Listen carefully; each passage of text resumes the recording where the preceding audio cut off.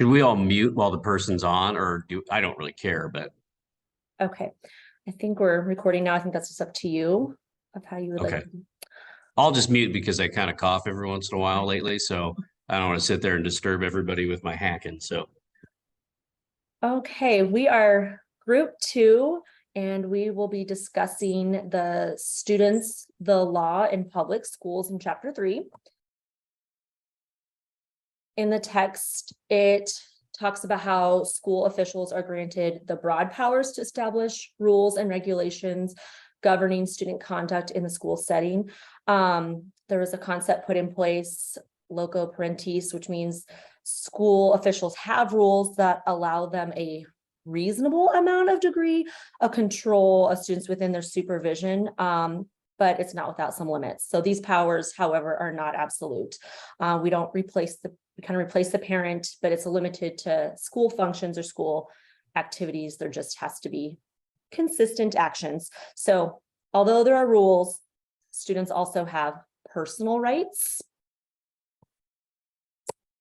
So there is a subject, the standard of reasonableness. So the courts require evidence of sufficient justification to enforce a policy or a rule or a regulation. Although, as we know, school rules are necessary, they should not be broad. There needs to be that like fundamental fairness that requires every student to know what the behavior is expected of them. So mostly we just need to maintain that orderly and peaceful school environment, and we're always advancing the educational process. Oops. Since students enjoy many of the same constitutional rights as adults, courts have been very diligent ensuring that their rights are protected. So they have civil rights that can't be denied. There may be some instances where it might be denied, but again, it has to be appropriate and it has to be justifiable.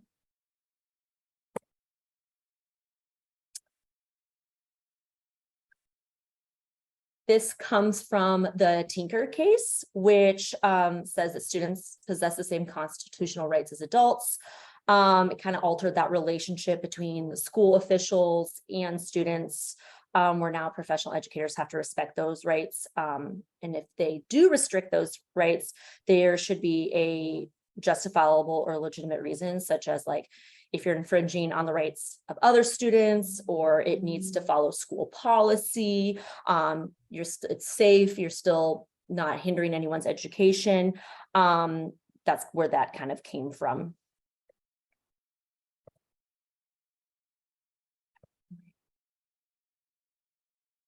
So this will kind of break down now in separate categories of the rights in certain situations. So when it comes to protest and demonstrations, pretty much it just says it is considered form of free expression, which is how the courts ruled that we cannot regulate their speech. Students are entitled to freedom of expression.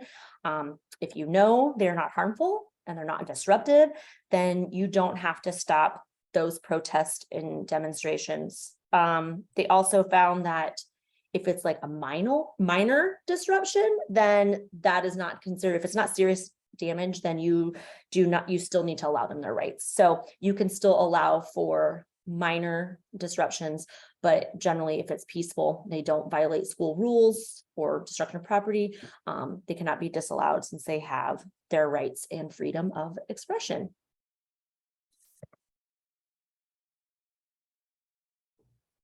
The next section of the reading was over, excuse me, school-sponsored newspapers. So courts generally hold that a school publication has the responsibility for providing a forum for students to express their ideas and views on a variety of topics of interest to the school community. It also kind of additionally explained how each school should have a faculty advisor who kind of rules to offer sound judgment to a group of student editors. So for example, they could offer advice from like grammatical advice all the way to like if they think something would be appropriate or not. But while doing this, they need to reassure that reassure, excuse me, the student editors that the final say is up to them.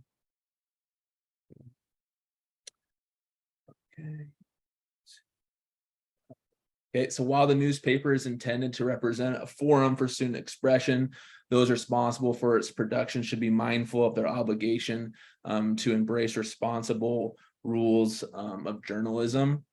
The text also kind of went on to say, I thought it was interesting, faculty advisors that are kind of giving that judgment to the student editors do have protection where they can't be punished or demoted or dismissed if they're allowing students to publish material that's constitutionally protected. So even if the admin doesn't agree with it, if it's a constitutionally protected material or subject, it can still be published.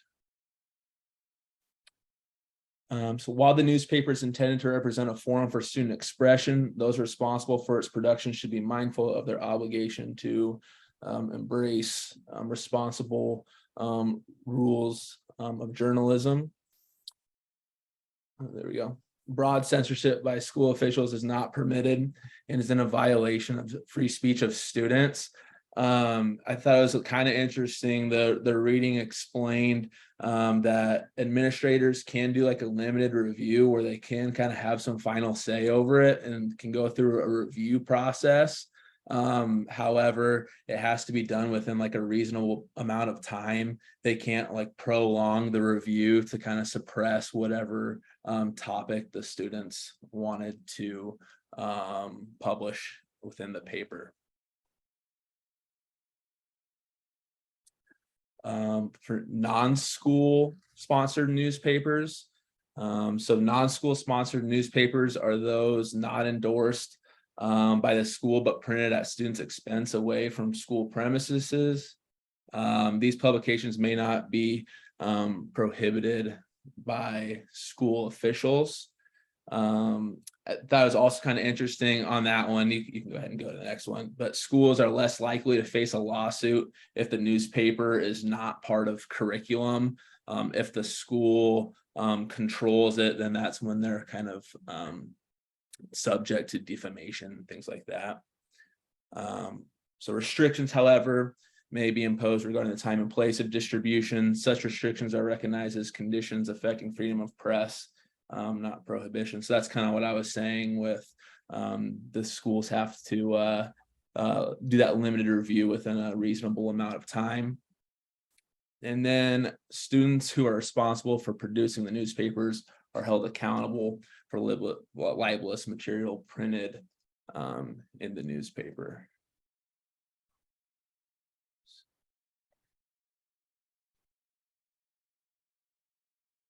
All right, so the next section of the chapter goes on to talk about the rights of students and how they dress and how they appear at school.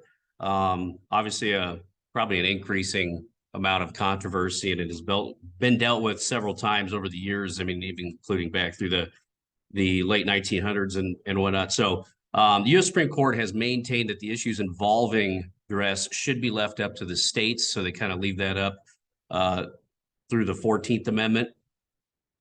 Students dress as a form, they kind of maintain that students dress as a form of free expression.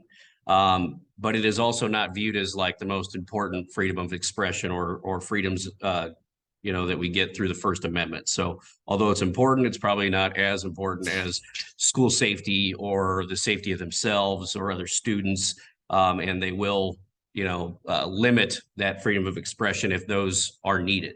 But they are entitled to their First Amendment freedoms with it. It also goes on to say that it can be regulated as long as there is a defensible basis for doing so. If I kind of pinpointed earlier that, that if there is a danger to a student in a lab class, if they have too long a hair, if they have jewelry that is, going to cause an issue carrying out some sort of experiment, or if there are things that are deemed inappropriate or might cause someone to feel threatened. It goes on to say here on the slide here, however, school regulations that violate students' rights by being vague, ambiguous, and failing to demonstrate a connection to disruption will not meet court scrutiny. What that kind of goes into detail about is that students have the right to know exactly what the expectations are. So whatever school is going to enforce some sort of dress code or restrictions, they need to make sure that students are aware of those regulations and expectations. Otherwise, they're going to be, they can't be punished for something that they don't know that is a rule. So that's kind of where the courts stand on that. That brings us to those controversial slogans. We've seen that there are several court cases over the years that have looked at those situations and what you have your freedom of speech, freedom of expression, but to what extent. Slogans worn on t-shirts, caps, and other media that are direct conflict with the school's stated mission may be regulated. You see a lot of times, you can't wear a t-shirt to school that has any sort of graphic violence or beer slogans or drugs or whatever it may be. Those are common sense, regulations that people are expected to adhere to. The expressions from those t-shirt slogans that violate standards of common decency, contain vulgar, lewd, and otherwise obscene gestures may also be regulated.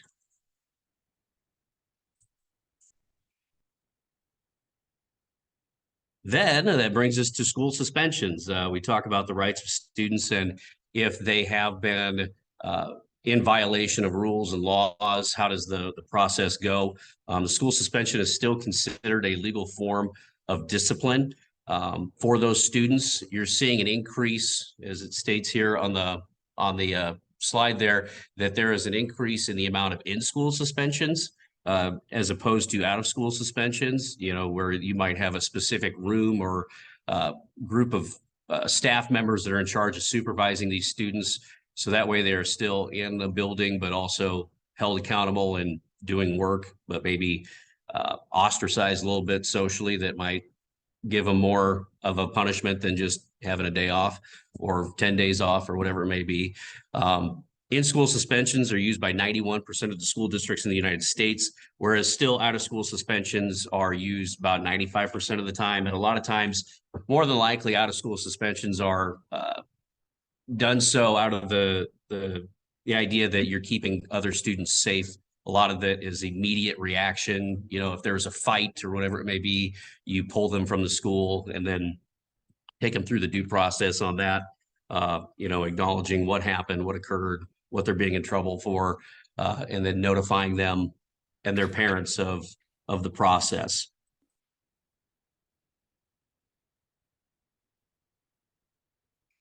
Then we talk about, this is about constitutional law, what students have the rights to when they're having the consequences levied on them. You have due process. Every student has a right to due process, just like we as citizens and walking around the earth in the United States, we have a right to due process. And there's two main components to the due process that all citizens have a right to, and that's procedural and substantive. And those two types do not leave students when they enter through the doors of school. As they've talked about in the book, we have a lot of authority as administrators to kind of have a little bit of free reign on how we rule and kind of manage our students, but they still have rights. Just because they're in our domain does not mean that we have a whole totally different set of rules. So procedural due process is all about the actual process of how you're going to levy the consequences on an individual or fact find. So if somebody gets in trouble, you have to follow a specific set of procedures and processes, step 1, 2, 3, and 4, notifying them. We're talking about, they need to know what they did wrong. We need to hear them out so they get a chance to speak on the thing. They also have the, notifying parents and then, not just saying you're guilty right away without actually finding out what are all the facts of the situation. So then we go to substantive, which is that ensures that a valid reason exists if a person is deprived of life, liberty, or property. And that means that the means used to deprive that person are reasonable. So procedural is more of the process. Substantive is more of like the overall, we can't take things from people unless there is a process. So they kind of go hand in hand. So now I will talk about expulsion. Unlike suspension, expulsion is considered one of the more severe forms of discipline because it involves long-term separation from the school district, in some instances, permanent separation. And the school board alone has the legal power to go through with the expulsion. As far as searches may be conducted by school personnel if reasonable suspicion is established. Reasonable suspicion is based on information received from students or teachers that is considered reliable by school officials. As far as reasonable suspicion, you do not need a search warrant, but it must be relevant to the suspected violence. So if a student comes in with one issue, you can't, let's say they got in a fight and nothing was said about something on their being. You can't just do a blind search. That's actually illegal to try to find evidence of something else. So just because they got in a fight doesn't mean you can search their things and look for drugs, for instance. And then to go along with that, personal searches, there should be a sense of urgency based on belief that the student has in his or her possession some dangerous item that could pose as a serious threat to health and safety of students or others in school. And as long as it's deemed reasonable, it is necessary to maintain order and peaceful school environment and education. Involvement of law enforcement officials. When law enforcement officials enter the school to conduct a search, the search must be preceded by a warrant. If a warrant is issued, strong evidence involving probable cause should be established. And that's probably the hardest one for administration. When law enforcement comes into the building and says what they need to do, typical response is to allow them to do that. But it's up to the administration to also keep the students safe at the same time and make sure that they have the proper warrant. Metal detectors. The use of metal detectors, like other intrusive methods, must be justified as reasonable and necessary to meet a legitimate school objective. So in my understanding, if it's in your school policy that a metal detector is going to be used when students walk into the door, as long as that's in a policy and communicated to parents and students, then it's deemed necessary and it's legal. In this case, maintaining a safe and orderly school environment was considered a legitimate school objective. And corporal punishment. Corporal punishment usually involves the use of physical contact for disciplinary purposes. Corporal punishment as a disciplinary tool is not uncommon within school systems in the United States.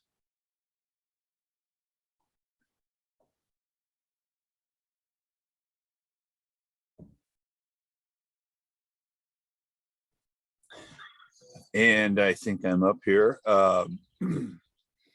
So classroom harassment is a form of sexual discrimination based on the U.S. Supreme Court ruling of Davis versus Monroe County Board of Education. It kind of